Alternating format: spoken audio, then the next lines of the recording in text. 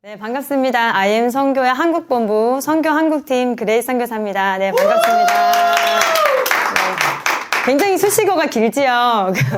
선교회가 참 다양한 사역들을 하고 있습니다. 그래서 처음에 선교회를 아시고 많은 유튜브 영상을 보셨을 때 더 헷갈린다고 이거는 뭐냐 저거는 뭐냐 참 많은 질문을 받아서 그래서 저희가 거기에 맞춰서 뭐 실무 컨퍼런스도 진행하고 뭐 이제 컨퍼런스 영상들도 묶이기도 하고 이렇게 왜냐면 같은 질문을 많이 받다 보니까 그 영상들을 올려드리기도 해요. 제가 소개했던 IM 선교회 한국본부라고 소개를 드렸었는데요. 한국본부가 있고 그리고 해외 선교 본부가 필리핀에 있습니다. 그리고 미국 지부가 있고요. 그리고 지금도 오늘도 열방이 계속 열리고 있어서 탄자니아 또 태국 그리고 더 리즌 공동체가 또 대만에 또 열리고 있죠. 뭐 대만 또 일본, 그리고 말레이시아, 또 곳곳에 전국에 아니라 열방이 진짜 열리고 있는, 그런 상황 눈으로 지금 보고 있습니다. 그리고 제가 선교한국팀이라고 제가 설명을 드렸는데요. 이제 여기 안에서 세 팀이 있어요. 첫 번째는 한국선교팀인데요. 여기에 보면은 이제 본부도 공동체를 운영하고 있습니다. 5, 60명 정도의 아이들이 있고요. 주로 고등학생이에요. 중3부터 고3까지 아이들을 공동체 팀이라고 해서 거기서 팀에서 케어를 하고 있고요. 그 좀 어린 아이들이 이렇게 보이실 거예요. 조그만 아이들이 돌아다니는 아이들 있죠. 선교사들 자녀예요. MK팀이라고 해서 이제 그 팀들은 한국 선교팀인데 공동체를 한번 멋지게 한번 하나님의 군대로 세워봅시다 라는 팀이 이제 한국 선교팀이고요. 저처럼 이제 선교 한국팀은 뭐냐면 지역교회를 섬기는 팀이에요. 이런 공동체가 전국에 대한민국 곳곳에 일어났으면 좋겠습니다. 우리는 그분들을 섬기겠습니다 라는 팀이 선교 한국팀이거든요. 그래서 이제 새 번역 담당자가 세 분이 있는데 제가 아까 말씀드렸던 것처럼 저는 서울과 인천 그리고 대전 충남 홈스쿨 팀을 담당을 하고 있고요. 그리고 우리 가브리엘 선교사님이 계신데 그분은 경기도 번역을 전체를 담당해 주시고요. 그리고 제시카 선교사님이 있으세요. 이제 그분은 전라도와 경상도 이렇게를 담당하고 있어서 저희 번역 담당자들이 또 있습니다. 그런 팀이 선교한국팀이고 그리고 열방 선교팀에서 마쌤이 주로 많이 다니시긴 하시지만은 열방을 다니시면서 이 열방을 정말 열고 있는 팀이 저희 여기 안에 있는 IM 선교회 팀입니다. 저는 제가 사실 이 질문을 가장 많이 받기도 해요. 제가 입학 상담도 사실 많이 받고 그리고 또 지역교회도 연결하고 본부로도 연결하지만 공동체 어떻게 처음에 전화를 하시면은 제 번호가 많이 노출이 되어 있거든요. 그 말글 선교사님이 공동체 상담하면 제 번호를 외우시더라고요. 이렇게 넘겨주셔요. 그러면은 이제 전화 와서 어떻게 하면 됩니까? 막연히 어떻게 하면 됩니까? 그래서 어떤 질문이세요? 부모님이세요? 아니면 뭐 공동체를 오픈하고 싶으세요? 이게 질문하는데 오늘은 어떻게 하면 공동체를 세울 수 있는지 좀 실무적인 부분을 한번 나눠보겠습니다. 지금 1단계에서 4단계까지 있는 단계가 있어요. 보면은 지금 이제 여러분들이 여기서 오시는 것이 목회자 세미나이죠. 그리고 지난주 토요일에 본부에서는 매월 컨퍼런스와 목회자 세미나가 있어요. 그래서 이 1단계는 이제 사역 MOU 단계라고 해서요. 여기 보면 6개의 위에 있는 초청 설교부터 CBUP 등록까지 6단계가 있습니다. 그리고 순서대로 하는 건 아니에요. 그러나 IM 선교회를 알았을 때 이 사역들은 경험해 보셔야 선교에 대해서 전반적인 사항을 어느 정도 알 수 있습니다. 라고 해서 이게 다가 아니에요, 사실은. 이거 말고도 뭐 트랜스포메이션 캠프도 있고 뭐 전국대회도 많은 사역들이 있지만 그 최소한 이 정도 사역은 좀 경험하셨으면 좋겠습니다. 라는 것에 대해서 저희가 좀 세팅을 해두었고요. 첫 번째는 초청 설교가 있고 그리고 컨퍼런스가 있고 그리고 목회자 세미나가 있고요. 제가 뒤에 가서 자세하게 하나씩 설명을 드리겠습니다. 한달살 캠프가 있고요. 고비 캠프가 있고 CBUP 등록이 있습니다. 저희가 줄임말을 많이 사용을 해요. 그래서 그 질문을 참 많이 한달살이 뭔가요? 고비 캠프가 뭔가요? 컨비 캠프가 뭔가요? 하시는데 마이크 선생님 참 말씀 잘 만드신 것 같아요. 한달살 캠프는 한국 다음 세대 살리기라는 말의 준말이고요. 고비 캠프는 고잉 비전 캠프지요. 그리고 이제 컨비 캠프는 기록되어 있지 않지만 커밍 비전 캠프라고 해서 이제 기존 교회에서 초청하는 식의 이제 캠프가 컨비 캠프고요. 그리고 CBUP는 철지 빌더 프로젝트, 이제 교회 살리기 프로그램인데 제가 아까 폴성 교사님이 저를 소개할 때 일기라고 제가 일기거든요. 참 그때 사역을 하나님께서 콜링하시고 한 3년쯤 있다가 하나님께서 이제 열어가시는 길 중에 하나였고 그때는 지금 이 건물이 아니라 대전에 있던 건물이었어요. 요양원이 했었던 그 건물에서 1년에 동안 바인더를 쓰고, 1년 동안 지금 왜 12주가 왜 길다고 하시는지 모르겠어요, 저는.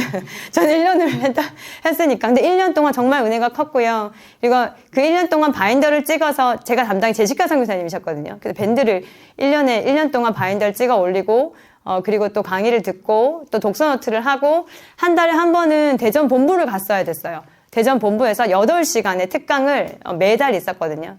처음엔 또 2박 3일 캠프도 있었고, 이런 과정을 했는데, 처음이자 마지막으로 제가 일기를 하고, 그 뒤부터는 이제 온라인으로 변경이 되었다는, 그런 게 이제 12UP죠. 네. 참 많은 은혜가 있었습니다.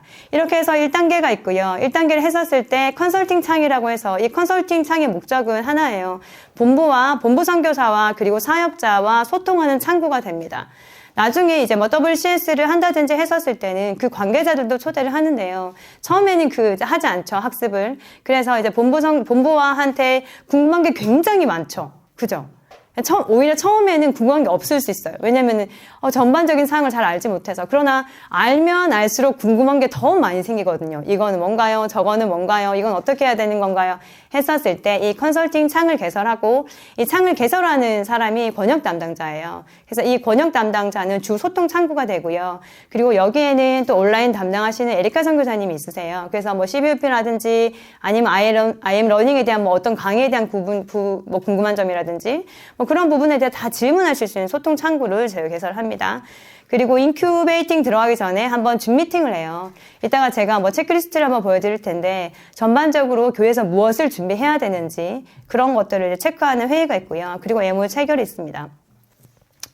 이 밑에 있는 글씨처럼 MOU는 계약의 개념은 아니에요. 계약 개념이 아니라 이제 우리 뭐 각과 우리 그런 계약 개념이 아니라 앞으로 함께 사역을 같이 하겠습니다 라는 증표로서 이 MOU 체결을 하고 있고요. 이게 시작한 지는 사실 그렇게 오래되지 않았어요. 저희가 막 현판 제작하려고 그거 준비하고 있고, 그리고 이제 여러 가지 서류들도 준비를 하고 있습니다. 이 사역 MOU 단계 끝나면은 이제 2단계가 리뉴젠 단계인데요. 리뉴젠은 사실 많진 않아요. 왜냐하면 이유가 있어요. 여기 보면은 이렇게 캠프가 나열되어 있죠. 고비 캠프, 한다살 캠프, 예복소 캠프, 컨퍼런스, 인큐베이팅 완료. 이거는 경험을 하는 게 아니라 자체적으로 그 공동체 내에서 그 캠프가 가능할 때, 제가 리뉴젠 인준이라는 것을 이제 4단계 상에서 2단계가 리뉴젠 단계거든요. 그래서 지금 이제 인큐베이팅 센터들은 사실 자체적인 캠프가 다 가능해요. 전국의 본부를 포함해서 12개 인큐베이팅 센터가 있고요. 그곳에서는 대부분 가능하지만 일반적으로 막 세워진 공동체 같은 경우는 자체 캠프는 아직 스스로는 이제 불가능한 경우가 많기 때문에 1단계가 대부분 속하게 되고요. 그리고 인큐 센터들은 지금 다 리뉴젠 단계라고 보시면 될 것 같아요. 그리고 3단계가 인큐베이팅 센터가 있고요. 여기 보면 리뉴젠 2년 이상이라고 되어 있고요. 그리고 여러 가지 또 요건들이 있죠. 그래서 4단계 열방선교센터. 지금 광주 CEC 오전에 아마 박대한 목사님께서 강의를 하셨을 텐데, 거기는 이제 필리핀에 센터가 있어요. 징검다리라고 해서 실제로 이제 필리핀을 가보면 중간에 식당이 같이 쓰거든요. 식당을 같이 쓰고 이쪽 계단으로 내려가면 이제 강주 CEC 징검다리 건물이고 이쪽으로 내려가면은 필리핀 해외선교본부 저희 본부가 쓰고 있는 그 건물로 연결되어 있어서 지금 같이 공유하면서 센터가 함께 있습니다. 하나씩 제가 설명 한번 해보겠습니다. 사역 설계도인데요. 이 제가 PPT를 굉장히 참 많이 공유를 드렸는데 왜냐면 처음에 제가 무엇을 해야 될까요? 예를 들어서 그걸 언제 질문하시냐면, 컨퍼런스를 다녀와서, 또는 목회자 세미나를 다녀와서, 그럼 제가 이제 무엇을 해야 되나요? 우리 교회가 무엇을 준비해야 될까요? 라는 질문들을 많이 하셔요. 그때 이 PPT를 많이 드렸는데요. 여기 보면은, 제가 간략하게 설명하고, 하나씩 자세하게 설명을 하겠습니다. 여기가 시계가 없네요. 제가 그래서 시계를 차고 왔어도. 잘 안 느끼는데. 네, 첫 번째는 컨퍼런스를 가십니다. 컨퍼런스와 목회자 세미나의 가장 큰 차이는 뭐냐면 목회자 세미나는 목회자분들만 오실 수 있어요. 두 번째로는 목회자분이, 그러니까 목사님이 혼자 오시기도 하고요. 그리고 이제 부부가 같이 오시기도 하셔요. 사모님과 같이 오시는데 두 분이 유튜브로 이렇게 보시다가 여기 너무 한번 가봐야 되겠다. 한번 진짜 다음 세대 살아나는지 정말 방법에 한번 가봅시다 해서 오시는 경우가 있고요. 최근에 좀 많은 케이스로는 사모님한테 끌려서 오시는 부분들이 있었어요. 사모님이 유튜브를 보시다가 여기 우리 교회 꼭 해야 된다고 하시면서 이제 목사님이 이제 마지못해서 오셨다가 은혜 받고 돌아가시는 케이스를 지금 최근에 많이 보고 있고요. 그리고 목사님, 사모님이 완전히 마음이 합쳐지셔서 교사분들을 데리고 오시기도 하셔요. 그게 팀워크들을 데리고 오시는 케이스가 이 목회자 세미나인데, 목회자 세미나는 디테일한 실무까지는 잘 나가지 않아요. 그러니까 저도 사실 컨퍼런스 강의는 뭐 요런 비슷한 강의들을 많이 했고, 뭐 WCS 강의라든지 이런 걸 많이 했지만, 목회자 세미나 때는 아마 이렇게 실질적인 강의는 사실 잘 하지 않았는데, 워낙 아마 필요하다고 아마 생각을 하셔서 시간을 좀 배정을 해주신 것 같아요. 그래서 마음을 받아가고 정말 이 사역을 왜 해야 되는지 다시 내 사명 앞에 서고 다시 하나님께서 부르셨던 그 마음을 확인하는 시간들이 이 목회자 세미나 시간이 되고요. 그리고 이제 컨퍼런스 같은 경우는 목회자분들이 참석하실 수 있지만 집사님들은 목회자 세미나를 못 오세요. 그러니까 목사님과 같이 올 때는 오실 수 있는데 단독으로 어떤 집사님이 너무 은혜를 받아서 제가 목회자 세미나를 한번 가보고 싶습니다 라고 해도 올 수가 없어요. 왜냐하면 여기는 특별한 분들을 위해서 또 모신 자리거든요. 근데 이제 집사님들 마음이 먹고 이제 교사분들이 마음이 먹어졌을 때는 컨퍼런스를 참석을 하십니다. 목사님들도 컨퍼런스를 또 같이 오시기도 하셔요. 그래서 목회자 세미나를 먼저 참석하시고 그 다음 달에 팀워크를 데리고 같이 컨퍼런스로 오시기도 하셔요. 컨퍼런스에서는 조금 실질적인 얘기들 다뤄집니다. 뭐 요런 제가 이제 지난주 토요일에도 요 강의를 했었는데요. 실질적으로 리뉴전 어떻게 세우는지, 그리고 이제 그 컨퍼런스 자리는 굉장히 디테일하게 뭐 예를 들면은 WCS에 대해서 좀 디테일한 내용들, 그런 내용까지 뭐 입학은 어떻게 하는지, 뭐 점수 산정은 어떻게 되는지 요런 부분들까지 같이 하는 것이 컨퍼런스라고 보시면 되겠습니다. 그리고 리뉴전 탐방이라고 되어 있는데요. 그렇게 하시면은 이제 전국에 있는 저희 지도를 올려드려요. 그러면은 실제로 봐야 되잖아요. 물론 여기서 뭐 본부에서 하는 것을 볼 수 있지만 잠깐이죠, 사실은. 그러니까 디테일하게 뭐 들어가서 보는 건 아니니까요. 그래서 탐방을 가십니다. 보통 이제 컨택을 하시고 전화하셔가지고 뭐 하루 종일 가시는 경우도 있고요. 하룻밤을 주무시는 경우도 봤어요. 어쨌든 견학을 가시는데 견학을 가시고 그리고 난 다음에는 이걸 해야 되겠다라는 마음이 드셨을 때 CBUP라는 과정을 이제 교육선교사 과정이죠. 12주 과정을 등록을 하십니다. 그리고 이제 등록을 하면 12주라는 시간이 지나야지 뭔가를 또 다른 스텝을 또 밟을 수가 있죠. 그리고 교회는 아무것도 안 하는 게 아니라 밑에 보면은 부모학교 다책부라는 것을 하고요. 그리고 캠프를 참여를 하고요. 그렇게 12주 과정이 마쳤을 때 그 사역자들이 인큐베이팅이라는 실질적인 실습을 하기 전에 하는 것이 사역 매회라는 것을 해요. 권역 담당자와 그리고 또 사역자들, 목사님 함께 모여서 이 줌 컨설팅이라는 시간을 가지고요. 그리고 인큐베이팅을 합니다. 인큐베이팅도 동일해요. 12주 과정으로 하고요. 그리고 이제 뭐 리뉴젠을 하고 그리고 무빙스쿨. 무빙스쿨은 실제로 학교를 했었을 때 예전에 저희가 TCS를 학교라는 했었어요. 이제 국제학교고 SOT라는 프로그램을 썼었고요. 그때는 코로나 터지기 전이기 때문에 1년에 2차례씩 한 번 갔을 때 2개월 이렇게 무빙스쿨가 무조건 필수였어요. 무조건. 왜냐면은 이게 아이들 눈이 열려지는 것이 실제로 봐야 되죠. 그리고 어디로든지 가는 것이 우리가 선교사 양성을 목적으로 하기 때문에 국내에만 있는 거 사실 맞지가 않죠. 필수적으로 의무적으로 했었는데 코로나가 터지면서 비행기가 열리지 않으니까 갈 수가 없었어요. 지금 다시 열리고 있어요. 지금 대만에 저희 더리진 공동체가 있고 엘베데 공동체가 또 5월, 6월에 또 대만을 또 섬기러 들어갑니다. 그리고 옆에 보면은 10번부터 한국선교, 선교한국, 열방선교 있는데 뭐 1차 공동체, 2차 공동체, 3차 공동체. 저희가 1단계에서 4단계라는 그 용어를 쓰기 전에 썼던 워딩이 1차 공동체, 2차 공동체, 3차 공동체였어요. 1차 공동체는 우리 교회를 세우겠습니다. 고비 캠프 물론 나갈 수 있지만 어쨌든 집중적으로 우리 교회 안에 공동체를 세워서 이것을 제대로 한번 세워보겠습니다. 라는 것이 1차 공동체고요. 그리고 2차 공동체는 캠프를 통해서 다른 교회를 섬기고 또 입학도 모집을 하기도 하고 캠프를 섬기면서 전국을 섬기는 공동체가 2차 공동체고 3차 공동체는 열방을 섬겼던 공동체가 3차 공동체 이렇게 분류했었는데 지금 1단계에서 4단계 이렇게 저희가 정리를 하고 있습니다. 하나씩 한번 살펴보겠습니다. 아까 설명드렸던 컨퍼런스예요.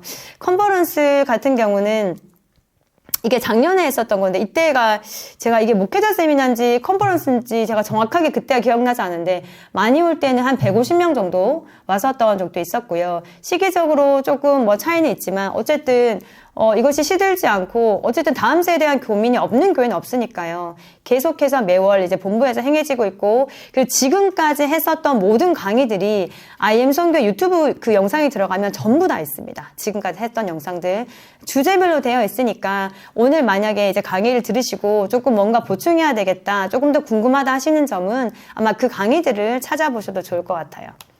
네, 아까 말씀드렸던 리유젠 탐방인데요.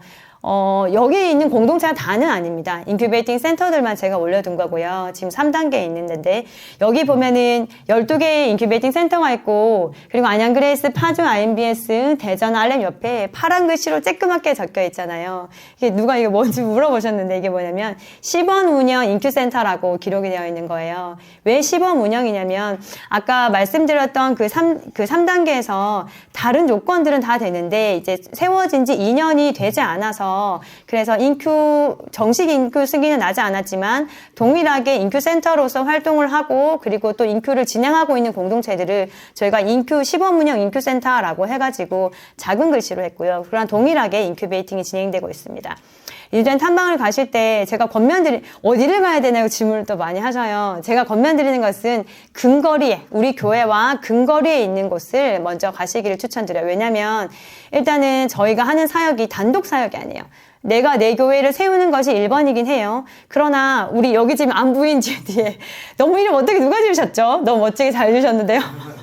네, 안부인 이렇게 막 영어 캠프도 하시고 하는데 저희는 연합해서 사역을 하거든요. 근데 아무래도 갑자기 막 부천에 있는 목사님께서 막 자손이 정말 얼마나 걸릴까요? 본부에서도 한 4시간쯤 걸리거든요. 그렇게 멀리 있으면 소통하기가 쉽지가 않죠. 그래서 근거리에 있는 분들끼리 연합을 해서 함께 한다살도 하시고 또 다른 캠프도 여시고 하시거든요. 그래서 근거리에 있는 곳들 방문하셔서 좀 친분도 좀 쌓아두시고, 그래야지 뭐 급할 때 당장 뛰어갈 수 있잖아요. 그리고 서로 설교도 섬겨주시고 왔다 갔다 할 수 있는 근거리를 추천을 드립니다. 또 하나는 내가 이제 우리 공동체에 세워지는 아이들과 비슷한 나이가 있는 아이들, 예를 들면은 우리 교회 안에는 저학년들이 많다라고 하면 저학년들이 많은 공동체를 추천을 드리고요. 또 예를 들면은 방과후 학교를 우리가 앞으로 할 거다라고 하면 방과후를 같이 하고 있는 공동체를 추천드리고요. 또 때로는 새로 세워지는 공동체인데 뭐 중3부터 고등학생들만 또 먼저 오는 경우도 있어요. 그런 경우에는 좀 입시를 확인할 수 있는, 주로 본부가 되겠네요. 그런 공동체에 가셔서 어떻게 하고 있는지, 저도 처음에 제가 첫 사역을 방과후 사역을 했었거든요. 그때 제시 선교사님께서 아마 여수에서 방과후를 했었었는데, 가서 그때 막 뭐 책상을 뭘 쓰는지, 그러니까 아무것도 모르니까 책상을 뭘 쓰는지 사진을 찍고, 또 책은 뭐를 갖춰놨는지 사진을 찍고, 이렇게 써서 눈으로 보면서 무엇을 준비해야 되는 건지를 좀 볼 수 있는 그런 탐방 시간이 될 거고요. 근데 제가 이 컨퍼런스 때도 그 말씀을 드렸었는데, 참 많이들 울고 오셔요. 그러니까 탐방을 가시면 이제 이렇게 가시고, 이제 인교센터 디렉터분들이 이제 본부 선교사님들한테 전화가 오시거든요. 어느 교회 다녀왔습니다. 뭐 이렇게 전화가 오시는데, 울고 가셨다, 많이 우시고 가셨어요. 이런 말씀들을 많이 들어요. 근데 왜 우시냐면요. 너무 감격에 겨워서 우시는 것 같아요. 제가 처음에 이제 대전에 그 CBUP를 하러 갔었을 때, 한 달에 한 번씩 갔잖아요. 처음으로 대전 본부에 갔었을 때, 대전 본부가 옛날에 요양병원을 하던 건물이거든요. 그래서 계단이 이렇게 5층까지 있는데 꼬불꼬불한 계단이 이렇게 있어요. 제가 처음 1층에 딱 들어서서 이제 강의를 듣기 위해서 올라가는데, 고등학생으로 보인 남학생 2명이서 이렇게 내려오고 있었거든요. 근데 저랑 딱 눈을 마주쳤는데, 저를 처음 보는 사람인데도 그 친구 2명이 저한테 그때는 무슨 말인지 몰랐는데, I love let us smile, 저희 인사하는 문구예요. I love let us smile인데, I love let us smile 하면서 2명이 반짝반짝거리는 눈으로 저한테 밝은 표정으로 인사를 딱 하는 거예요. 근데 굉장히 충격을 받았어요. 그때 저도, 왜냐면 주일학교 교사로 섬기고 있었고, 중등부 교사로 섬기고 있었거든요. 정말 제가 교회에서 보는 그 예배 시간에 핸드폰만 보고 있는 그 아이들, 나를 보고 있지만 보고 있지 않은 그 동태눈 같은 아이들을 보고 있다가, 그 진짜 살아있는 아이들을 보니까 여긴 뭐지? 라는 생각을 하게 했었던 것 같아요. 근데 그 감동이 아마 견학을 가시는 목사님, 사모님에게도 또 이제 교사분들에게도 전해지는 것 같아요. 정말 아이들 살아서 찬양을 하고 막 뜨겁게 기도를 하고 그렇게 살아있는 모습들을 보면서 이 진짜 영혼이 살아있다. 여기는 정말 사람이 살아나는 곳이구나. 그거를 확인을 하시면서 마음이 너무 감격이 되고 우리 교회도 이렇게 살아나겠지? 그 마음이 드니까 아마 눈물이 나셨던 것 같아요. 이렇게 리유젠 탐방을 처음으로 이렇게 가십니다. 그리고 지금 참석하시고 있는 게 목회자 세미나지요. 목회자 세미나도 1단계에서 MOE 단계 반드시 필수적으로 저희가 참석을 하도록 하고 있고요. 특별히 목회자 세미나를 하는 이유는 디렉터분이 세워주는 게 가장 중요하긴 한데 목회자분은 사실은 결정권자죠. 교회 안에서. 그런데 목사님의 마음이 이 비전이 부어지지 않으면 결국은 그 교회가 연합사역이 되진 않더라고요. 그러니까 거기 교회에 학교는 세워질 수 있어요. 실제로 그렇게 운영하고 있는 곳들도 있어요. 그냥 국제학교가 세워진 곳들도 있어요. 연합사역은 하지 않고. 그래서 아이들이 그런 공동체 특성을 보면 일단 캠프가 열리지 않고요. 그렇다 보니 새로 들어온 입학생이었고, 그거 아시나요?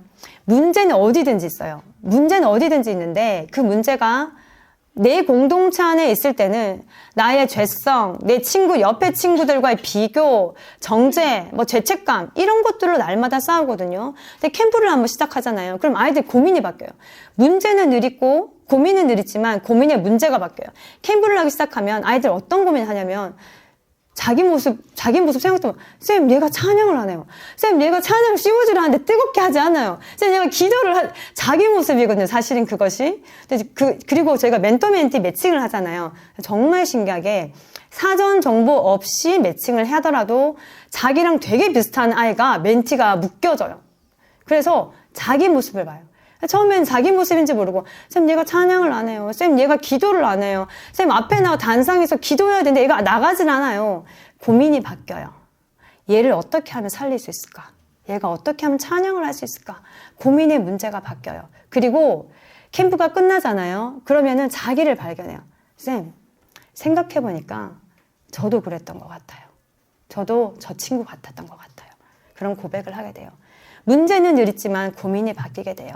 그런데 이 목회자 세미나에서 목사님이 그래서 비전을 받아서 진짜 한번 살려보자라는 그 결단을 하고 그래야지 그 비전을 보고 그리고 교회 안에 교인들의 마음을 어루만지면서 함께 세워가는 것이 너무 중요하기 때문에 저희가 목회자 세미나를 반드시 꼭 1단계에서 같이 오시라고 권면을 드리고 있습니다. 그리고 이제 온라인 과정인데요. CBUP라는 12주 과정이 있어요. 저희가 지금은 3세대로 리뉴얼되어서 저희가 이제 2세대를 하고 이제 3세대로 리뉴얼되면서 119강의 이제 강의가 아마 더 될 거예요. 처음에 이게 포스터가 만들어졌을 때 119강이었고 근데 이때 저희가 찍혀진 강의가 2세대에서 쓸 수 있던 강의가 한 20강 정도로 제가 기억을 하고 100강을 찍어냈어야 되는 거거든요. 근데 참 감사하게 여기 선교사들이 많지 않아 보이죠? 근데 여기 한 40명 정도가 있어요. 물론 그 40명이 다 강의를 촬영하시는 분들은 아니지만 하나님께서 다음 세대를 향해 뜨거운 마음을 부어주신 분들을 여기를 모아주셨거든요. 그래서 제가 열심히 또 콘텐츠도 만들어내고 하면서 어떻게 하면은 진짜 다음 세대를 살릴 수 있을까를 고민을 하면서 근데 선교회에서 만들어진 강의의 특징이 있어요. 보통은 이론에서 실무가 나오잖아요. 그래서 보통 대학교를 이렇게 이론을 배우고 그리고 이제 취직을 하죠.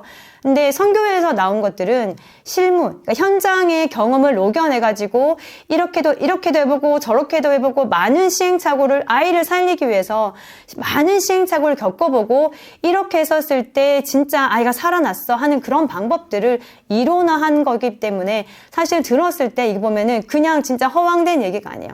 정말 책상에 앉아서 써낸 얘기가 아니라 진짜 죽어가는 아이들 살려보고 진짜 저희 여기가 CPR 센터라고 이름을 붙이기도 하는데 정말 그 죽어가는 아이들을 뚫어본 그 경험을 가지고 만들어낸 강의이기 때문에 하다 보면은 그 은혜도 많이 받으시고 또 실제로 또 3세대 리뉴얼을 하면서는 WCS에 대한 행정적인 부분들을 좀 많이 강화를 해놔가지고 바로 쓰일 수 있는 그런 아마 지식이 되실 거예요. 새로 나온 건데요.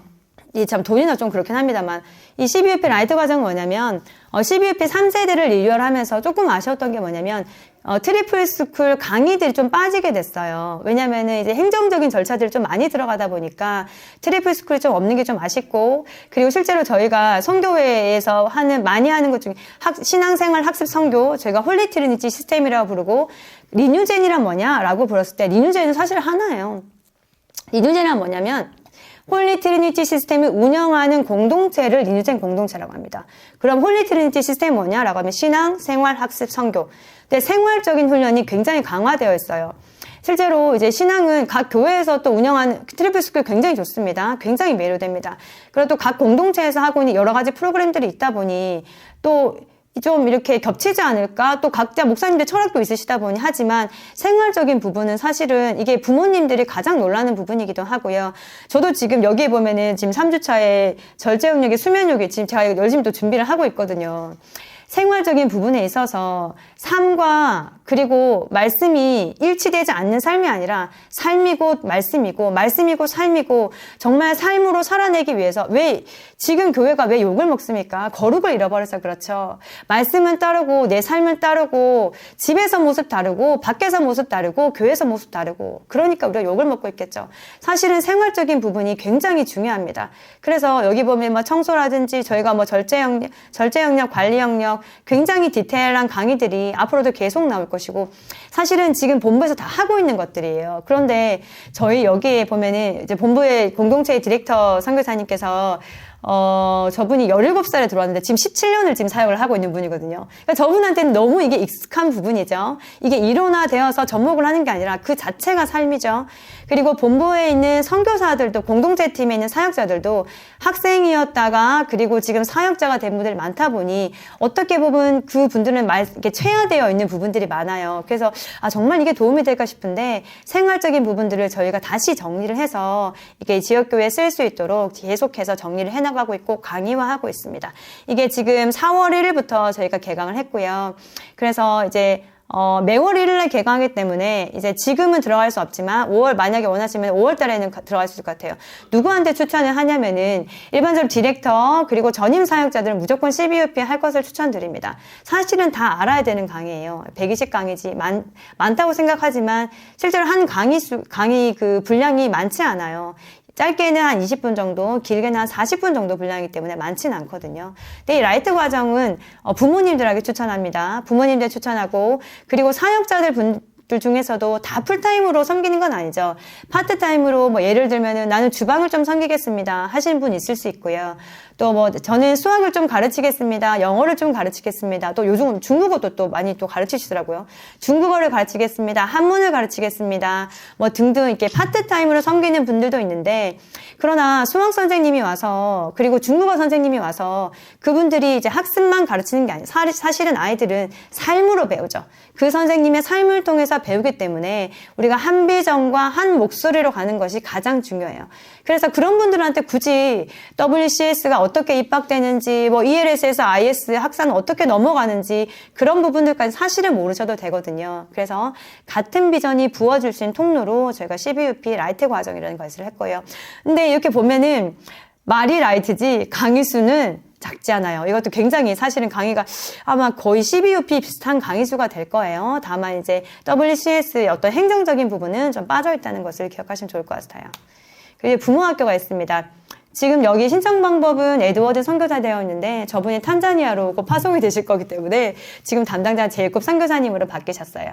그래서 부모학교는 아까 처음에 봤던 것처럼 CBUP에서 12주 과정을 디렉터가 준비하는 기간이 있죠. 그러면 교회는 아무것도 안 하는 게 아니라 그러면은 한 아이를 영혼을 살리기 위해서는 디렉터 너무 중요하죠. 그러나 그 아이가 교회와 그리고 이제 공동체와 그리고 부모님이 한 목소리를 내는 게 너무 중요하겠죠.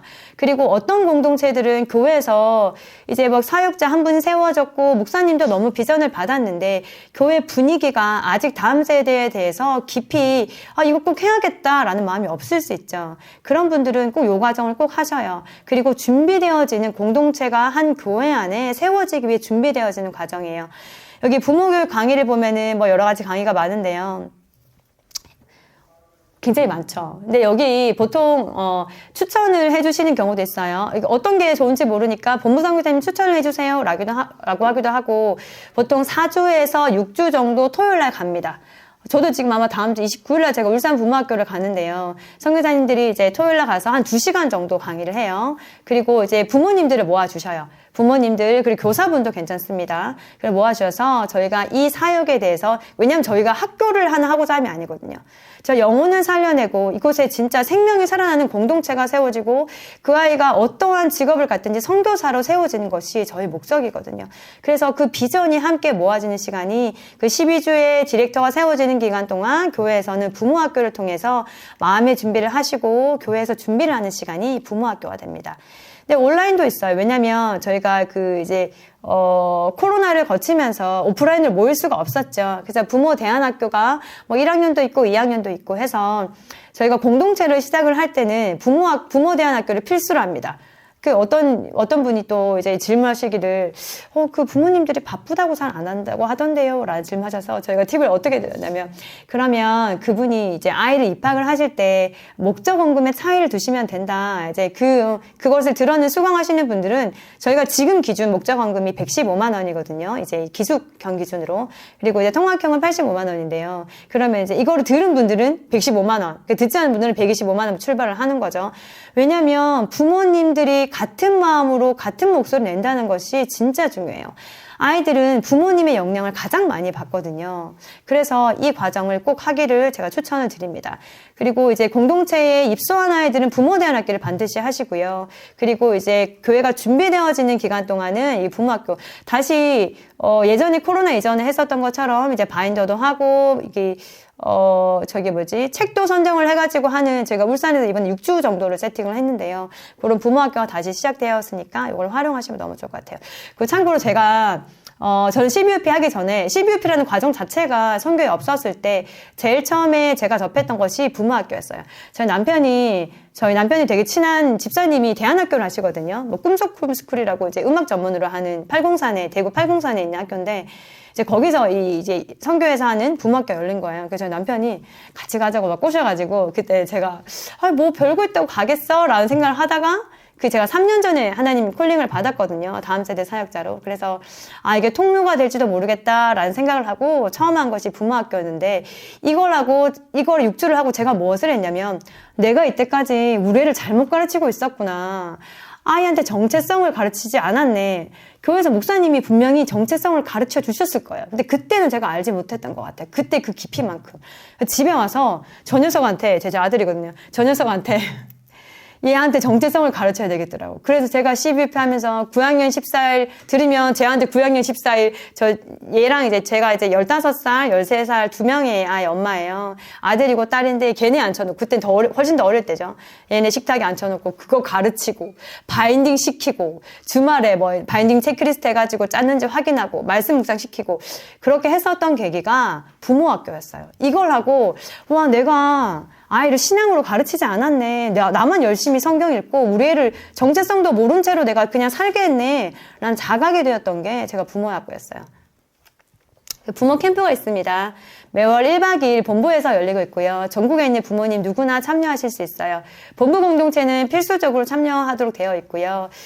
보통 저희가 청소년층이 대부분 많지요. 그렇다 보니 지금 아무래도 어린아이들은 집에서 쫑알쫑알 얘기도 하기도 하고 하는데 아이들 언제부터 입을 닫나요? 제 조카가, 제 남동생이 한 명이 있는데 남동생이 아이가 3명이거든요.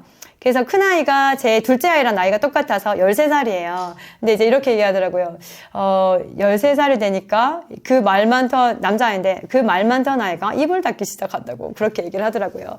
사실 대화를 잘 나누지 않죠. 그런데 여기에 오면은 그렇게 처음에 기도하는 시간이 있어요. 그러면 이제 이렇게 말씀도 나누고 메시지도 나누고 여러 하다가 기도하는 시간에 부모님들이 아이한테 이렇게 손을 얹고 기도하는 시간이 있거든요. 근데 그렇게들 많이 우시더라고요. 아마 여러 마음이 드셨던 것 같아요. 내가 언제 이 아이한테 손을 얹고 기도를 해봤나 라는 마음이 들고, 왜 마음이 없다가도 누군가를 위해서 등에 손 얹고 기도 한번 해보셨죠? 그럼 마음이 가잖아요. 근데 마음이 그동안 이제 청소년 아이를 다루다 보면 쉽지 않죠. 저도 아마 지금은 여기에 있으니까, 얘가 DNA거든요. 여기에 있으니까 질서를 배우고 순종을 배우고 뭘 한다고 했었을 때 내 어머니라고 바로 얘기를 해요. 그러나 얘가 밖에 있었으면은 네? 이렇게 했겠죠. 아니면 어쩌면 대답도 하지 않고 문 닫고 들어갔을 수도 있겠죠. 지금은 제가 아마 강사분들 중에 제일 집이 가까울 것 같아요. 저 요 코앞에 있거든요. 저희 여기 2층에 가면은 식당 위에가 2층인데 이게 복도 하나를 사이에 두고 사역자 숙소가 있어요. 제 대각선 앞쪽에는 드보라 선교사님, 지금 대만에 이제 한 달 사역하러 가셨는데 사시고, 제 대각선 옆쪽에는 이제 마이크 선교사님 댁이 있으시고, 그 옆에는 클라라 선교사님 사시고, 이렇게 다 같이 살아요. 이 공동체 안에 살다 보니, 그래 방이 그래봐야 한 칸, 2칸 그렇죠. 그러니까 얘하고 지하고 같이 잘 수밖에 없는 구조가 됐죠. 얼마나 은인지 모르겠어요. 아마 제가 대구에서 그렇게 살았더라면 지는 지방에, 뭐 둘째는 둘째 방에, 저는 안방에 이렇게 살았겠죠. 아마 대화를 많이 했을까요? 지금 중2인데, 그 김정은도 무섭다고 하는 그 중2인데 많은 대화를 했었을까요? 그러지 않았을 거예요. 근데 얼마 전에도 이제 아이들과 함께 누워서 제 큰아이랑 뭐 이런저런 앞으로 미래에 대해서 얘기하고 이제 사명에 대해서 얘기하고 저 아이가 그런 질문도 하거든요. 어머니는 제가 선교사가 돼야 되는지 어떻게 생각하세요? 뭐 이런 질문들도 하고 그리고 얼마 전에는 우리 대화를 나누지 못했다. 얼마 전에 저한테 자기의 미래에 대해서 오늘 밤에 같이 대화를 할 수 있겠냐고 이렇게 카톡이 와서 물론이다 이렇게 했던 얘기가 있었어요. 참 은혜를 누리는 것 같아요. 여기 안에 있어가지고. 근데 일반적으로는 그렇게 하기가 참 힘든 것 같아요. 구조상 그렇고 그리고 학교에서 가르치는 교육 자체가 인본주의죠. 그럼 네가 하는 게 맞아. 네가 원하는 대로 사는 거야. 네가 성공하는 게 최고지. 그거 가르치는 거잖아요. 그래서 아이들은 자기가 원하는 거, 내 마음에 드는 거, 내가 하고 싶은 거, 그것만을 계속 추구하면서 살아가게 되죠. 그러니까 이게 부모의 권위도 떨어지고 그렇게 했다가 이 부모 캠프를 오면서 부모 캠프를 오게 되면은 아이들도 점점 바뀌게 되지만 부모님도 그렇게 기도하면서 또 그렇게 우시고 그리고 막 싸우다가도 사람이 눈을 바라보면서 5분만 있어도 마음이 풀리잖아요. 사실은. 그런데 그런 시간들이 이 부모 캠프를 가지는 동안 그런 시간들이 있어요. 같이 언제 우리가 눈을 바라보고 얘기를 했었을까 하는 시간이 들 만큼 서로 눈을 바라보면서 아이의 근황을 물어보고 어떻게 지내는지 뭐 보통 집에서 대화를 한다라고 하면 너 성적 몇 점이니? 뭐 요즘에 누구랑 어울리니? 이런 대화가 아니라 정말 아이의 감정을 살피고 마음을 살피고 그리고 어떤 기도를 했는지 이런 것을 나눌 수 있는 시간이 이제 부모 캠프 시간이 되셔요. 캠프 사역은 아마 많이 보셨죠? 제가 이걸 띄우진 않을게요. 캠프 사역은 사실 꽃이라고 할 수 있어요. 왜냐하면 한 달 살 캠프는 2박 3일 캠프인데요. 2박 3일 영성 캠프죠. 정말 이 한 달 살을 하고 작년이었었나요? 이게 입학한 아이가 있었는데 제가 뭐 재정을 맡다 보니 등록 처우에 있을 때가 많거든요. 대부분 이렇게 하는데 한 아이가 정말 엄마한테 끌려왔어요. 대부분 부모님들이 거짓말하기도 하시고 여행 가자 하시면서 여기 오셔가지고 애들이 막 입이 막 이만큼 나와서 여기가 여행이냐고 막 이렇게 막 화를 내기도 하고 아이들이 그러면서 막 핸드폰 내라고 하면은 막 진짜 입이 막 더 나와서 뭐 내내 안 내내 막 싸우기도 하고 이제 그러거든요. 근데 어떤 아이가 정말 입이 이만큼 그 아이가 기억이 나요. 입이 이만큼 나와가지고 걔가 이렇게 핸드폰을 내내 안 내내 하다가 내고 엄마한테 끌려온 아이가 있었어요. 그런데 2박 3일 동안 하나님을 만난 거죠. 그리고 그 아이가 돌아가서 학교를 가지 않고 바로 입학한 아이들도 있었어요. 근데 이제 질문하셔요. 부모님들이 질문한테 제가 안 받을 것 같은데 많이 받는 질문이 뭔지 아세요? 진짜 많이 받는 질문이 있어요. 뭘 것 같으세요? 이겁니다. 거기 가면 정말 아이가 바뀌나요? 진짜 많이 받아요. 거기 가면 아이가 정말 바뀌나요? 얼마나 답답하시면 저도 자식을 키우지만 그 마음이 얼마나 답답하면 그런 질문 하실까. 이놈 자식 진짜 보고 있자니 진짜 속이 터질 것 같고 그런 마음이시겠죠. 근데 제가 똑같은 말씀을 드려요. 어머니, 하나님의 때는 저는 알지 못합니다. 그러나 우리는 될 수 있는 한 하나님께 가까이 갈 수 있도록 그 아이를 인도하는 역할을 할 뿐입니다. 하나님의 때에 정확하게 하나님 만나주실 겁니다. 기도하십시오. 왜냐하면 저도 저희 어머니 기도의 열매거든요. 그렇게 이제 말씀을 드려요. 그러나 정말로 확실한 건 많은 아이들이 이 한 달 살 캠프를 통해서 정말 뒤집어져서 삶에 정말 하나님이 나의 주인이십니다. 하나님 정말 살아계시네요. 예수님 진짜 살아계시네요. 라는 고백을 하는 것이 이 한 달 살 캠프예요. 그러나 이 한 달 살 캠프를 하면서 유지가 잘 되지 않아요. 그때는 막 엄청 뜨거웠죠. 그러나 하나님께서 내리신 그 불씨를 잘 간직하지 못해요. 집에 가면 한 일주일은 갈 수 있겠죠. 그러나 시간이 갈수록 원래 모습으로 돌아가요. 그래서 입학을 그래서 그 이후에 많이 고민하시고요. 실제로 예수복지소 캠프가 있는데 여름과 겨울에만 열립니다. 그래서 일반 학교 아이들이 방학 동안에 이 공동체를 경험해 볼 수 있는 진짜 귀한 기회죠. 예수복지소 캠프가 전국에서 열리고 있습니다. 예전에는 본부밖에 없었어요. 본부밖에 없었는데 지금은 전국의 인큐베이팅 센터들은 대부분 예수복지소 캠프를 하시기 때문에 그리고 날짜가 대부분 겹치진 않아요. 뭐 하루가 차이 날 수도 있고 뭐 일주일 차이 날 수도 있고 전국에 다르게 열리기 때문에 그래서 이 캠프를 통해서 그리고 입학하는 케이스들이 굉장히 많습니다. 그리고 공동체를 준비하는 분들한테는 제가 이 권면을 많이 드리고 있는데요. 이제 인큐베이팅을 하시고 그리고 꼭 그 예수복지소 캠프 전에 아이를 모집을 하셔서 같이 들어가셔서 공동체 세워지는 거 너무 좋고요. 아니면 인큐 기간 중에 예수복지소를 경험하는 것도 너무 좋고요. 왜냐하면 스텝으로 섬겼던 분들이 다시 예수복지소를 또 캠프를 열 수가 있기 때문에 그래서 이 예수복지소는 정말로 꼭 한번 참여해 보시기를 권면드리겠습니다. 고비 캠프가 있죠. 이제 저희가 이렇게 목회자 세미나나 이제 컨퍼런스를 다녀와서 그리고 12주를 하는 동안 할 수 있는 많은 여러 가지 중에서 고비 캠프가 있습니다. 여기는 제가 이제 2월 17일 기준으로 전국에 있는 아마 폴쌤이 올려주셨던 것 같은데 제가 한 번 더 올려드릴게요.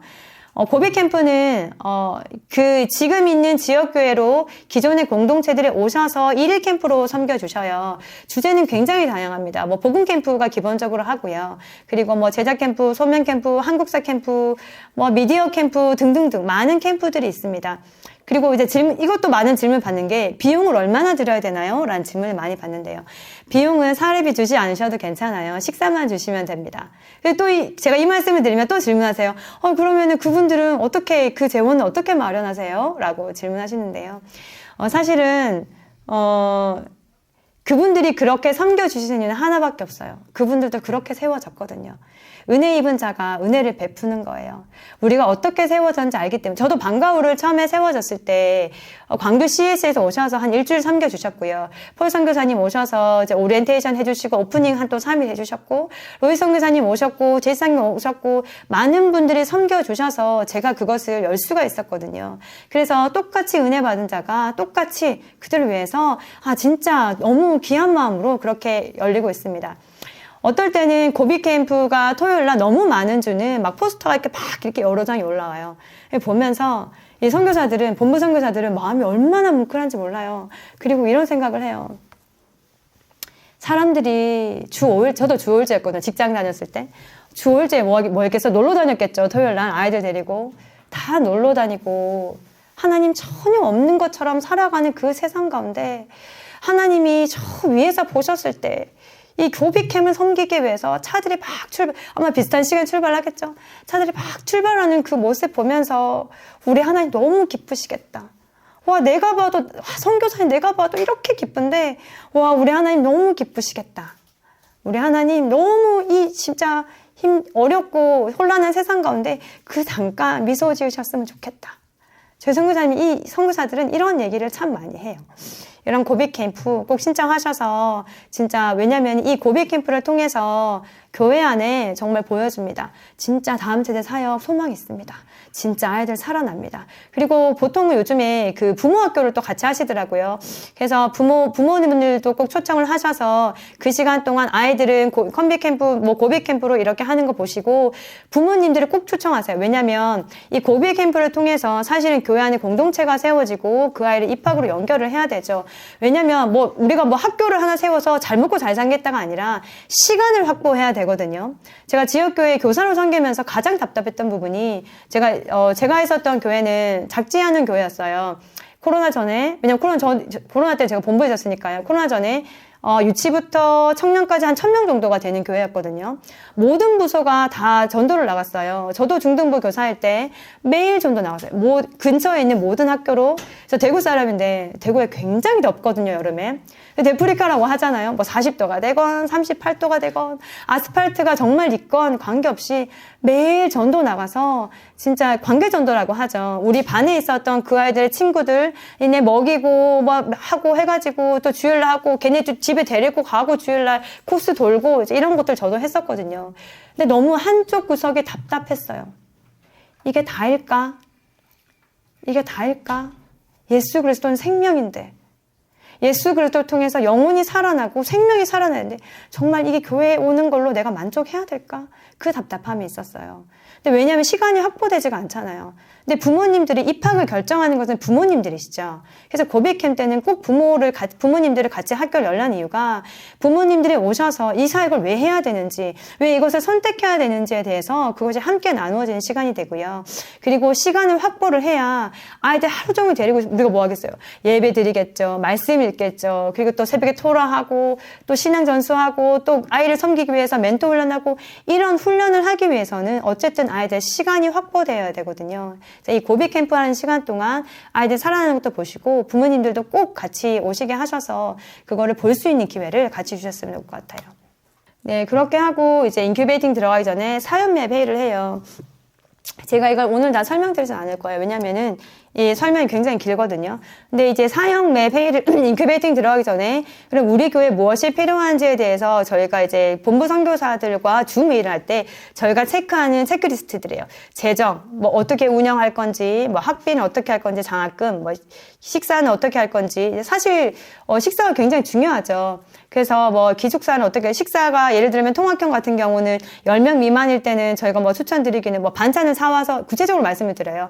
10명 미만인 경우에는 그럼 일식을 하실 겁니까? 이식을 하실 겁니까? 일식을 하실 경우 10명 미만이면 밥만 하고 반찬은 사오십시오. 국은 아마 이렇게 크게 파는 데 있을 겁니다. 요렇게 자세하게 저희가 논의를 드리고요. 통장은 어떻게 사용할 건지, 뭐 재정복은 어떻게 할 건지, 행정적인 부분은 어떻게 할 건지, 뭐 보면 법적 공제는 어떻게 할 건지, 공간은 어떻게 준비할 건지. 그러니까 지금 준비를 해서 생각할 수 있는 것들과 그리고 이것이 보통 인큐베이팅 들어가서도 한번 하기도 해요. 그래서 교회에서 무엇을 준비하고 앞으로 얼마의 기간 동안 어떻게 준비해야 될 건지를 본부 선교사와 함께 준비하는 시간이 이 사역과 회의 줌회의를 합니다.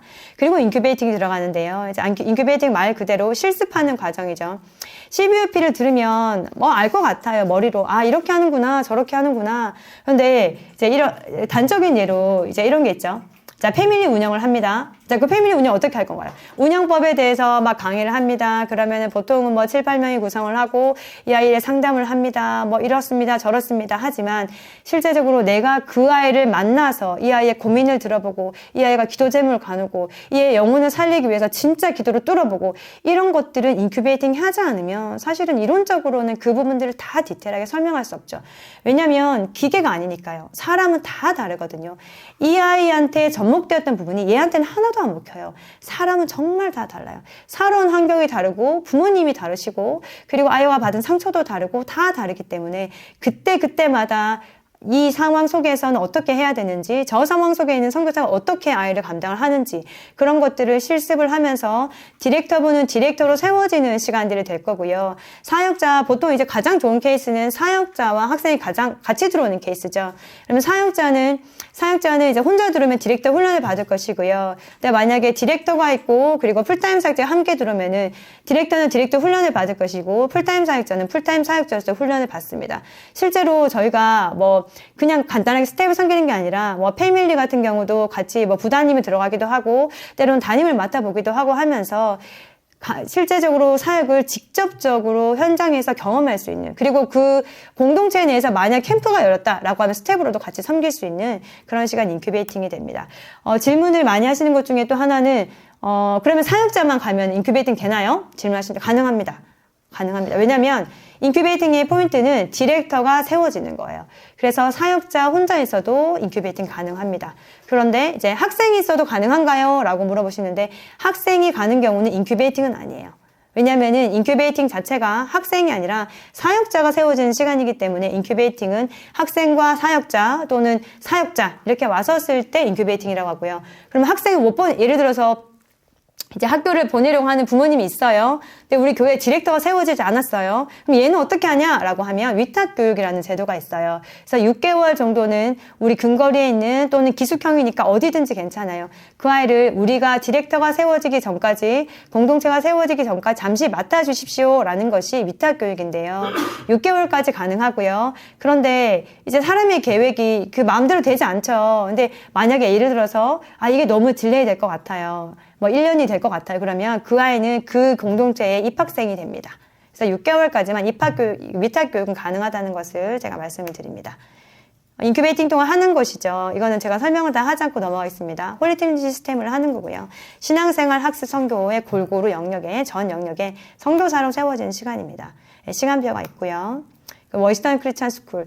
오늘은 사실 디테일한 강의들이 워낙 많다 보니 제가 디테일하게 다 강의를 하지 않겠지만 워싱턴 크리스천 스쿨을 하는 것 중에 가장 장점이라고 한다면 워싱턴 크리스천 스쿨은 여기서 영수, 사과, 그리고 또는 5교시까지 해서 원어민 선생님들이 영어로 수업을 줌으로 해주고 있으세요. 지금 프로그램을 바꾼다고 하지만 아직까지는 줌으로 하고 있으시고요. 그래서 가장 좋은 점 뭐냐면 만약에 우리 공동체에 학교를 하나 하려고 하면은 과목 선생님을 다 채용을 해야 되죠.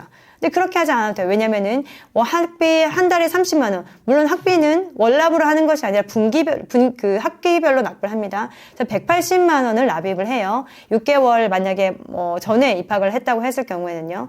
그렇지만 어쨌든 한 달을 기준으로는 30만 원의 학비에 선생님들을 원어민 선생님을 하고 할 수 있고요. 그리고 아이들의 신분이 보장이 됩니다.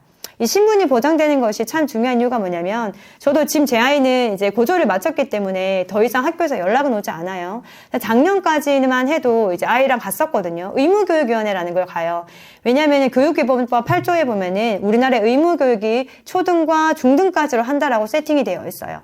그래서 어쨌든 나이에 관계없이 학력으로 중학생까지는 나라에서 정한 의무교육을 받아야 돼요. 그래서 중학생인 경우에 유학을 간다 하더라도 인정유학이 되진 않아요. 국가에서 봤었을 때는 너희는 유학 갔다 하더라도 부모님과 한계가 한 게 아니기 때문에 너희는 미인정 유학에는 분류를 할 거야 라는 기준이 있거든요. 그런데 요걸 넘어가는 기준은 이제 고등이 되었을 때, 그리고 인정 유학의 기준 2개예요. 하나는 수학한 지가 6개월이 지났을 때. 그 말은 뭐냐면 고등의 나이가 되었다 하더라도 얘가 넘어간 지 6개월이, 공부를 한 지 6개월 되지 않으면 얘도 미인정 유학이에요. 그리고 나이로 봤었을 때가 아니라 학력으로 봤었을 때 얘가 중등이 넘어가면 그럼 얘가 인정 유학이 되는 거예요. 그런데 그 전에 아이들을 데리고 있었을 때 얘에 대한 신분이 필요하죠. 왜냐면은 이 아이 같은 경우는 홈스쿨을 하든 학교를 나왔다는 것은 어쨌든 학교에서는 2가지를 체크하거든요. 첫 번째는 교육이고요. 2번째는 안전이에요. 나라에서 정해준 교육들이 있죠. 그러면 이 아이가 밖에 나왔을 때도 이 아이가 제대로 된 학습을 받고 있나, 학교에서 제공하는, 공교육에서 제공하는 만큼의 교육을 받고 있나, 그거를 체크하시고요. 2번째로는 안전이에요. 요새 가정폭력이 굉장히 좀 많죠. 진짜 뉴스가 많이 나오고 있죠. 이 아이가 안전한 곳에서 생활하고 있나, 이 2가지를 기준으로 학교에서 질문들을 하십니다. 저도 작년까지 이제 아이들 데리고 의무교육위원회를 참석을 하거든요. 그러면 제가 대답 못하고요. 아이들한테 질문합니다. 아이들한테 어떤 질문 하냐면요. 누가 참석하냐면 교장 선생님, 교감 선생님, 그리고 행정 담당하시는 선생님, 그리고 또 경찰분이 대동을 하세요. 그렇게 오셔서 질문하시는 내용이, 너는 학교 공교육 돌아가고 싶은데 부모님이 못 가게 하시는 게 아니니? 라는 질문하고요. 그리고 경찰분들 있는 데서, 이게 가정폭력 때문에 그렇겠죠. 엄마가 때리지는 않니? 엄마가 때리지는 않니? 라는 거를 제 앞에서 질문하시더라고요. 근데 제 둘째 아이가 딸아이인데 잠이 굉장히 많은 친구거든요. 근데 그 아이가 이렇게 대답했어요. 엄마가 때렸어요. 이렇게 얘기해가지고 제가 굉장히 당황했던 기억이 있지만 어쨌든 그래서 왜 때렸니? 엄마 왜 때렸니? 했더니 제가 아침에 일어나지 않는다고 엄마가 등짝을 때렸어요. 이렇게 대답을 하기도 하고, 선생님이 그래 잘 일어나지 그랬니? 하고 넘어가긴 했어요. 그러나 이제 그런 질문들 하세요. 너를 선생님이 몇 분마다 체크하러 오시니? 왜냐면 제가 홈스쿨 한다고 했거든요. 그리고 너는 어떤 과목을 하고 있니? 잠은 엄마랑 같이 자니? 이런 질문들을 하세요. 그러니까 2가지예요. 안전의 측면과 교육의 측면. 이 아이가 안전한 곳에서 생활하고 있나? 또 공교육의 만큼 중등에 해당하는 만큼의 교육을 외부에서 받고 있나? 라는 2가지 측면에서 질문들을 하시고요. 실제로 제가 말씀드렸던 것처럼 이제 이 미인정 유학생들이기 때문에 중등까지는 이 아이가 의무교육이나 참석을 해야 됩니다. 그러나 이제 워싱턴 스쿨을 들어갔었을 때는 각종 서류를 이제 보내죠. 입학 허가증도 보내고요. 재학 증명서도 보내고요. 또 요즘에는 이 공동체는 워싱턴 스쿨과 함께하는 학교입니다. 라는 서류를 보내가지고 또 보내기도 해요. 지난달에 왔었던 목회자 세미나에 김현희 사모님이라고 그 시흥 좋은교회 사모님께서 오셔서 그런 간증들을 하셨는데, 거기는 학교가 가까우니까 교감 선생님이 매일 오셨대요. 매일 오셔가지고 이제 너 학교 가고 싶지 않냐, 어쨌냐 저쨌냐 이렇게 하셨는데, 처음에는 조금 당황스러우셨지만 나중에는 너무 이렇게 자주 뵈면 또 정이 또 들잖아요. 교감 선생님 이렇게 매일 오셔서 어떡해요? 이렇게 대응하시기도 하시고, 그래서 어쨌든 그 아이들 잘 생활하고 있습니다. 이런 것들을 만약에 이런 WCS라는 학교가 아니면 그거 티칭을 해야 되는데 티칭할 수가 없죠. 왜냐면 저희 학원이 아니니까요. 그런 것들에서 이 학교라는 것이 굉장히 안전장치가 된다는 것을 기억하시면 좋을 것 같습니다. 그리고 리뉴젠이라는 걸 세워지고요. 이 협약서를 지금 이제 저희가 한 7월 정도까지 아직 그 예전에 했었던 분들 중에 CPUP를 완료하지 않은 분들이 몇 있으세요. 그래서 7월 정도까지 하고 아마 하반기부터 이 협약서를 작성할 예정입니다. 앞에 들었던 것에 대해서 제가 간략하게 설명을 드렸는데요. 지금 이제 저희가 시행하고 있는 거에 대해서 말씀을 드리자면, 이제 2번, 3번이 해당하겠죠. 인큐베이팅 지금 들어가려고 하시는 분들은 1단계 MOU 체결 해결 후에 인큐 입소가 가능합니다. 그래서 6가지의 사역에 대한 이력을 저희가 또 확인을 하고 있고요. 왜냐면은 실제로 이제 들어가서 사역을 하실 때 요 정도의 사역의 경험을 하고 들어가 보셔야 제대로 아는 만큼 보인다고 하잖아요. 그래서 이 1단계를 어떤 저희가 뭐 이렇게 하시면 저희랑 뭐 사역 없습니다. 그런 의미가 아니라 더 많은 것을 보여드리기 위해서, 더 많은 것을 제대로 체험하시게 하기 위해서 조금의 기준을 뒀지만, 그러나 너무 급하게 가지 않고 이걸 잘 하시고 그렇게 인큐를 들어가셨으면 좋겠어요. 그리고 이제 입소 시 필수 서류가 그래서 3가지가 있어요. 소속 증명서를 확인하고 있어요. 간혹 이단이 연락 오기도 해요. 저 입학할 때도 그래서 제가 필수적으로 질문한 몇 가지가 있거든요. 뭐 이름, 성별, 나이, 그리고 교회 이름과 교단을 반드시 확인합니다. 진짜 이단 연락 와요. 저도 몇 번 받았거든요. 그래서 실제로 인큐베이팅 들어갈 때도 이제 교회의 교단을 제가 확인하고 있고요. 그 CBUP 수료증 확인하고 있고요. CBUP 수료하지 않은 분들은 인큐를 할 수가 없습니다. 그리고 MOU 협약서 이렇게 저희가 확인을 하고 지금을 진행하고 있습니다. 제가 오늘 준비한 강의는 여기까지인데요. 아침부터 많은 강의를 들으셨죠? 자, 어떤 마음이세요? 저도 처음에 하나님 불러주시고 분명히 불러주셨어요. 많은 말씀들을 저같이 의심 많은 하나님은 각 사람의 하나님이시고 그 사람에 맞게 보여주시잖아요. 저같이 의심 많은 사람은 하나님이 참 많은 것들을 보여주셨는데 그런데 열리지 않을 때 참 답답하더라고요. 그때 새벽 기도를 하면서 저는 찬송가를 참 좋아해요. 뭐 요새 좋은 복음성가도 많지만 그때 뭐를 많이 불렀냐면 웬 말인가 날 위하여의 그 찬양에 그 5절인가요? 4절인가요? 어떻게 시작하죠? 이렇게 시작하죠. 늘 울어도 눈물로써 목 아플 줄 알아 몸 밖에 들을 것 없어 이 몸 바칩니다. 불러주셨는데 할 줄 아는 거는 아무것도 없고 했던 거라고는 직장 다닌 것밖에 없고 가진 것도 없고 열린 길도 없고 했었을 때 이게 정말 열릴까? 했었을 때 그때 하나님이 비전을 환상을 하나 보여주셨는데요. 그게 뭐였냐면 제가 어떤 계단을 올라가고 있었어요. 제가 이 간증을 잘 하지 않는데 계단을 올라가고 있었는데 제가 올라온 계단 앞쪽이 깜깜해 아무것도 보이지 않았어요. 그래서 이게 뭐지? 하고 뒤를 떡 돌아봤는데 제가 지나온 길들이 형광등이 켜진 것처럼 이렇게 불이 켜져 있더라고요, 계단이. 그래서 굉장히 두려운 마음으로 발을 한 짝을 딱 디뎠는데 거기에 형광등처럼 불이 딱 켜지더라고요. 그래서 제 마음속에 앞길이 보이지 않고 많은 말씀을 주셨지만 약속의 말씀도 주셨지만 그때 제가 어떤 생각을 했냐면 내가 가는 앞으로 길이 보이지 않는 길이구나. 내가 지금 볼 때 아무것도 보이지 않는 길이구나. 그러나 내가 순종의 한 걸음을 떼었을 때 하나님께서 그 길을 열어주시는구나. 그 말씀을 받고 그 환상을 보고 제가 보이지 않는 게 하나님께서 멀리도 보여주시지만 사실은 내 앞에는 한 걸음 한 걸음 보여주시잖아요. 다 보여주시지 않잖아요, 하나님이. 다 보여주시면 안 갔을 거예요. 하나님 처음부터 저 부르셨을 때 너 선교사야, 너 앞으로 선교사 될 거야 라고 하면 저는 아니요, 그건 제 길이 아닌 것 같아요 라고 했을 거예요. 하나님 한 걸음 한 걸음 보여줄 때 거기 한 걸음 또 순종하고 거기 한 걸음 또 순종하고 보여주셨는데 제가 코로나를 맞이하고 본부에서 2021년도에 중등 디렉터로 섬겼어요. 중학교 1학년, 2학년, 3학년들의 디렉터로 섬겼거든요. 그때 아이들과 함께 다 뿔뿔이 정말 대전에서 다 흩어지고 정말 이걸 갈 곳 없을 때 용인에서 한 5개월 정도 조정 목사님 막 세워지고 얼마 되지 않아 같이 살았어요. 7월부터 12월까지 같이 살았거든요. 그때 어느 날 새벽 기도를 하는데 똑같은 환상을 보여주셨어요. 그런데 이번에는 반대쪽에서 저를 보고 있었어요. 그 깜깜한 속에서 제가 보고 있는데 제가 올라오고 있는 모습을 보여주셨거든요. 그런데 그 깜깜한 속에서 커다란 손이 저를 향해서 있더라고요. 용인에 있을 때 보여주신 거였어요. 제가 그때 알게 됐어요. 아, 내가 가는 길이 아무것도 보이지 않는 길인데 하나님이 나를 향해서 커다란 손을 이렇게 내밀고 계셨구나. 하나님이 나와 함께 하셨구나. 앞으로도 함께 하실 거구나. 그거를 보여주셨거든요. 오늘 아침부터 많은 강의를 들으면서 이런 생각을 했을지 모르겠어요. 아, 저 교회는 될지 몰라. 그런데 우리는 아니잖아. 우리는 거기랑 여건이 다르잖아.